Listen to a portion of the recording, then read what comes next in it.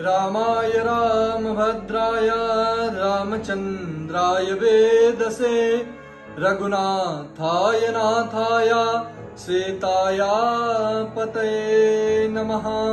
बोल भक्तवत्सल भगवान की जय हो, राघवेंद्र सरकार की जय हो।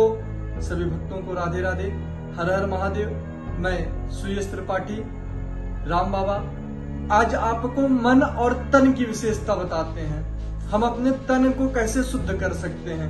तन को शुद्ध करने के लिए हम अपने घर से निकल करके किसी भी तीर्थ स्थान पर जाकर के अगर हम स्नान करते हैं, गंगा जी की नदी में, सरजू जी की, कावेरी, गोदावरी, किसी भी तीर्थ स्थान पर जाकर के अगर हम गंगा जी आदि नदियों में स्नान करते हैं तो हमारा तन शुद्ध हो जाता है। और मन कैसे शुद्ध होगा? मन को शुद्ध करने के लिए क्या किया जाए? मन हमारा बड़ा ही चंचल है, यह क्षणिक देर में ही हमको अनेक प्रकार की घूमने की यात्रा बना देता है। मन में भाव उत्पन्न हुआ कि हमें मुंबई जाना है, दिल्ली जाना है, कानपुर जाना है, लखनऊ जाना है, या मन क्षणिक में ही तुरंत ही लेकर के हमको दिल्ली, कानपुर, लखनऊ निकल जाता है।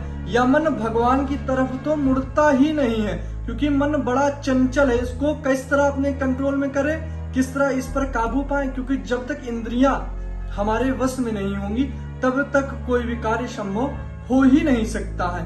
तो इसलिए हम तन को शुद्ध करने के लिए किसी भी तीर्थ स्थान पर जाएं, वहां स्नान करने से हमारा तन शुद्ध हो जाएगा। परंतु मन को शुद्ध करने के लिए क्या करें?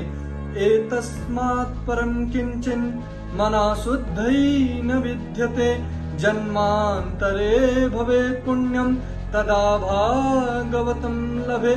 तन को शुद्ध करने के लिए हम गंगा जी में स्नान करते तो तन हमारा शुद्ध हो जाएगा। मन को शुद्ध करने के लिए भागवत भागीरथी में स्नान करना पड़ेगा, राम की कथा में स्नान करना पड़ेगा, शिव पुराण की कथा में स्नान करना पड़ेगा।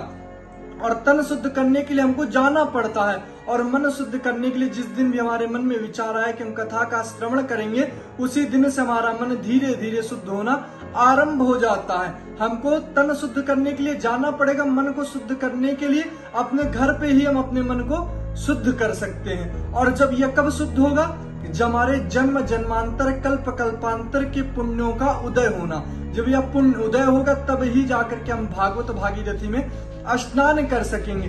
क्योंकि यह मन बड़ा चंचल है।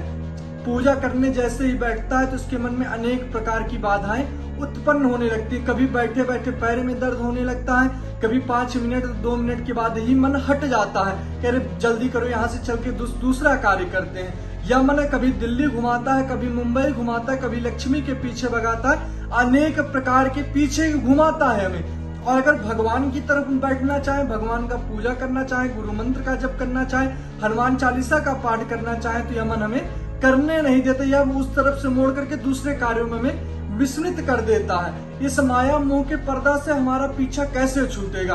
तब छूटेगा जब हम भगवान के नामों का जप करना शुरू करेंगे। क्योंकि इंद्रियां जब हमारे वश में रहेंगी तभी हम कोई कार्य कर सकते, ना कि हमारे नेत्र कहें कि हमको यह चीज देखना है। नहीं, जो हम चाहे, हमारे नेत्र चाहे, हमें भगवान की कथा को श्रवण करना है, भगवान श्रीमद् भागवत की, देवी भागवत के पुराणों की कथा को पढ़ना है, भगवान नाम का जप करना। ना कि हमारी जिह्वा चाहे हमको ये फला चीज खानी है, ना जो हमारा शरीर चाहे, जो हम चाहे, वो हमारे जिह्वा को स्वाद चाहिए। जिह्वा का तो अनेक प्रकार के स्वाद ही चाहिए, परंतु नहीं, इंद्रियां कब बस में होगी? जब धीरे धीरे अभ्यास करेंगे। एक दिन कोई कार्य करने से असंभव नहीं होता। कुछ भी अच्छे कार्य करने हो या बुरे कार्य को छोड़ने हो तो 21 दिन का हमारे शास्त्रों में बताया गया है।